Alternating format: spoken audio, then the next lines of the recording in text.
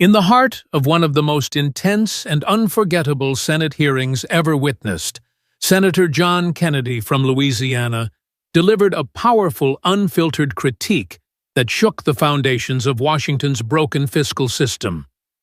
This wasn't just another routine gathering of politicians exchanging polite disagreements over policy details. No, this was a raw, no-holds-barred confrontation where Kennedy stripped away the layers of hypocrisy waste and political gamesmanship that have plagued our nation's budget process for far too long. With his signature sharp wit, folksy charm, and unflinching honesty, he targeted Senate Majority Leader Chuck Schumer and the entire dysfunctional apparatus that has driven America into a staggering $36 trillion of debt. Imagine sitting in that room feeling the tension rise as Kennedy's words cut through the air like a knife exposing truths that many in power would rather keep hidden. This moment captured the frustration of millions of everyday Americans who are tired of seeing their hard-earned tax dollars squandered on frivolous projects while essential needs go unmet. Let's break it down step by step, exploring not only what Kennedy said, but why it matters, how it reflects broader issues in our government, and what it could mean for the future of fiscal responsibility in this country. To truly appreciate the depth of Kennedy's message, we must first understand the broader context of the hearing itself. Held by the Senate Budget Committee, this session focused on examining proposals for managing federal spending, particularly through mechanisms designed to reclaim unspent funds and promote efficiency. The discussion centered around a rescission package aimed at trimming billions in previously allocated but unobligated dollars. Rescissions as a fiscal tool have a long history rooted in efforts to balance budgets without causing widespread disruption. They allow for the cancellation of funds that Congress has appropriated, but that remain unused, often due to changing priorities or inefficiencies. This process isn't new. It's embedded in laws dating back decades, ensuring that taxpayer money isn't left idle or directed toward outdated initiatives. Kennedy's participation highlighted his role as a vocal advocate for transparency and accountability, drawing on his experience to illuminate how the system has faltered. Let's delve deeper into the origins of these tools and why they matter today. The concept of controlling spending through rescissions emerged from a need to adapt to evolving economic conditions. In the mid-20th century, as government expanded, lawmakers sought ways to prevent automatic expenditure of every appropriated dollar. This led to formal structures that balance executive flexibility with congressional oversight. Today, in an era of record deficits, these mechanisms are more relevant than ever, serving as a check against perpetual growth in public outlays. Moreover, understanding this history helps contextualize why debates, like the one Kennedy ignited, are not mere partisan skirmishes, but essential conversations about the sustainability of our economic framework. For instance, without such tools, governments risk entrenching inefficiencies that compound over time, leading to ballooning costs and diminished public services. First, Kennedy set the stage with an apology that was anything but ordinary. Addressing the OMB director, he said, "Mr. Director, I want to apologize for the protesters, but I can assure you that under congressional rules and the laws in the District of Columbia, they will be promptly punished and put on double-secret probation. You'll probably see them back again today." This quip, delivered with a twinkle in his eye, referenced the classic film Animal House, where double-secret probation was a humorous exaggeration of authority. But beneath the joke lay a serious point. Disruptions in hearings have become all too common, reflecting the deep divisions in our society. These interruptions often stem from passionate debates over policy, where groups feel their voices aren't heard through traditional channels. Kennedy was acknowledging the chaos while reminding everyone that rules exist for a reason. They maintain order in democratic processes, allowing for productive dialogue amid disagreement. In a time when public trust in institutions is low, such light-hearted yet pointed remarks serve to humanize the proceedings and underscore the need for civility. Expanding on this, consider how protests in governmental settings have evolved over time. From civil rights demonstrations in the 1960s to more recent environmental or social justice actions, they represent a vital aspect of free speech. However, when they disrupt official business, they can hinder the very discussions needed to address grievances. Kennedy's approach, blending humor with firmness, models a way to navigate these tensions without escalating conflict. It's a reminder that effective governance requires both passion and decorum. Furthermore, this incident highlights broader societal trends, where polarization amplifies voices on all sides, sometimes at the expense of constructive progress. By handling it with wit, Kennedy not only diffused the moment, but also drew attention to the importance of maintaining focus on substantive issues like fiscal policy. He then pivoted to emphasize a key principle in governance, noting, "I think it's clear that allowing certain behaviors to persist only ensures they continue. We seem to have a problem with that concept." Here, Kennedy highlighted a fundamental idea of leadership tolerance, of inefficient or wasteful practices, only encourages more of the same. In the context of budgeting, this means permitting unchecked spending to go on without challenge leads to endless deficits and mounting debt. It's a lesson that applies not just to politics, but to everyday life. Parents know it when dealing with unruly children, setting boundaries to guide behavior. Managers know it in the workplace, addressing issues early to prevent escalation. And citizens should demand it from their elected officials, expecting stewardship over public funds. This principle ties directly into the hearing's focus on fiscal tools like rescissions, which act as corrective measures to halt the continuation of unnecessary expenditures. By invoking this idea, Kennedy framed the discussion as one of common sense rather than partisanship, appealing to a shared understanding of responsibility. Let's expand this analogy further. In personal finance, if one ignores mounting credit card bills, the interest compounds, leading to financial ruin.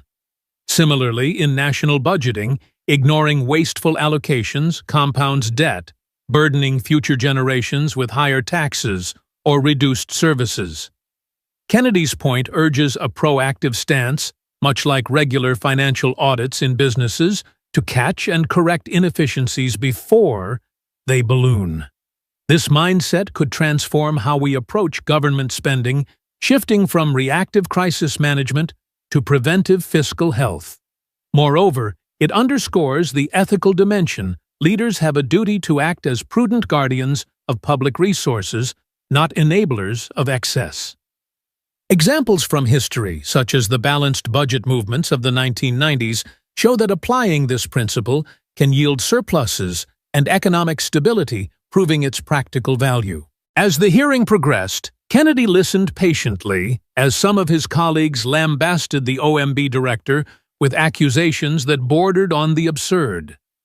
They claimed actions were undermining the sanctity and integrity of the appropriations process, even going so far as to suggest they were akin to abandoning vulnerable populations to dire fates. Kennedy, ever the voice of reason, amid the storm, couldn't hold back. He interjected with a rhetorical barrage that dismantled their arguments piece by piece. And I'm sitting here thinking, what sanctity? What integrity? What appropriations process? These questions weren't just rhetorical flourishes. They were a direct challenge to the status quo, questioning the very foundation of how Congress handles funding. For years, the appropriations process, the mechanism by which lawmakers allocate funds for government operations, has been more myth than reality. Ideally, it involves crafting and debating individual bills, allowing for scrutiny and amendments.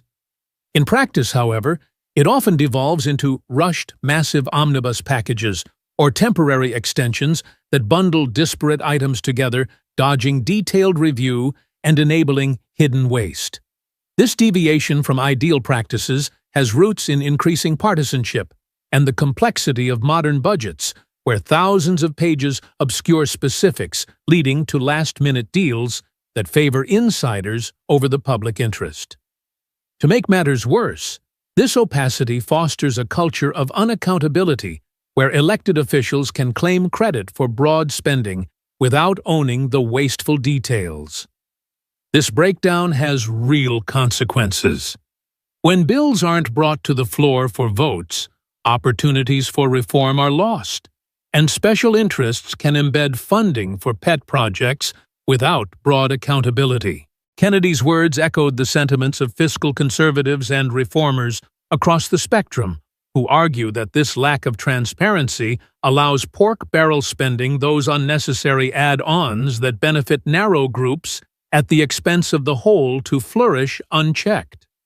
Consider the historical evolution. The process was designed post-World War II to ensure orderly budgeting, but over decades it has been eroded by political expediency. Deadlines are missed, leading to shutdown threats, and the cycle repeats. Kennedy's critique isn't isolated. Reports from oversight bodies like the Government Accountability Office have long highlighted how such dysfunction contributes to inefficiencies, with billions in unspent funds accumulating annually. By posing these questions, he invited reflection on whether the system serves the people or perpetuates self-interest. To illustrate, imagine a family budget where expenses are lumped into one vague category without itemization. It becomes impossible to cut waste. Similarly, congressional omnibuses hide extravagances, making true accountability elusive. Reform ideas include returning to regular order with separate votes on each bill category, enhancing visibility and debate. Such changes could restore faith in the process, reducing cynicism and encouraging more citizen involvement in fiscal matters. To illustrate his point, Kennedy drew from personal experience on the Senate Appropriations Committee. "I'm proud to serve on this committee. I watched this committee last year. We passed 11 out of 12 minibuses. Minibuses, for those unfamiliar, are smaller groupings of appropriation bills designed to make the process more manageable and focused, breaking down the massive federal budget into digestible parts like defense, health, or transportation. These weren't partisan wish lists. They represented bipartisan compromises, where members from both sides swallowed hard pills to reach agreements. We all choked down some stuff. You wouldn't believe," Kennedy admitted, painting a vivid picture of the tough negotiations involved. Concessions on pet projects, adjustments to funding levels, and debates over priorities that left no one fully satisfied but advanced the greater good. These compromises are the essence of democracy, requiring give and take to balance diverse needs. Yet the effort often feels futile when structural barriers prevent progress. Let's think about what those minibuses entail. For instance, a health minibus might include funding for disease research, hospital grants, and public health initiatives. Negotiators haggle over allocations, weighing urban versus rural needs or preventive versus curative care. Such processes, though grueling, foster understanding across aisles, highlighting shared goals amid differences. The failure to advance them reveals systemic flaws that prioritize power plays over public good, a pattern seen in other legislative areas like tax reform or infrastructure bills. Yet what happened next exposed the real bottleneck in the system, and we sent them to Senator Schumer, my friend. He refused to bring the bills to the floor of the Senate. Calling Schumer my friend was a classic Southern touch of civility, adding a layer of respect even in disagreement, but it didn't soften the blow. At the time, the majority party held control over the Senate calendar, deciding what gets debated and voted on. By not scheduling floor time, leaders can effectively stall legislation, forcing reliance on stopgap measures that maintain the status quo without innovation. This tactic isn't unique to one individual or party. It's a symptom of deeper gridlock, where political calculations override progress.